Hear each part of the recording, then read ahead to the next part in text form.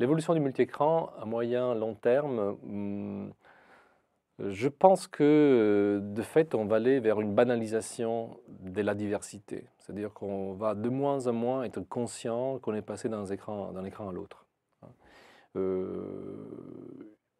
Et cela implique forcément, en termes de conception, une capacité d'avoir un regard beaucoup plus systémique et de porter peut-être moins d'efforts sur des détails, mais vraiment d'investir la plupart des efforts sur les problématiques de syntaxe, de langage et au sens large. De façon à ce que cette transition d'un support à l'autre, avec les différences que chacun amène, par ses capacités techniques, dimensions, et capacités, etc., au sens large, voilà, soit perçue de façon la plus fluide possible, en fait, et la plus naturelle.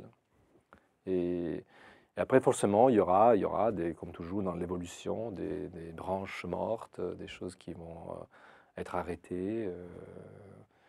Voilà. Mais c'est intéressant de voir aujourd'hui que, par exemple, pour parler des tablettes notamment, il y a des acteurs qui proposent des tablettes qui sont juste des readers avec des technologies e-ink qui ont leur place, hein. Donc voilà, donc il y a effectivement une fragmentation qui permet d'avoir des différences de prix, des différences de prestations. Voilà, donc il y a beaucoup de choses qui continueront à exister en même temps et je pense que c'est un peu ça le futur, la complexité.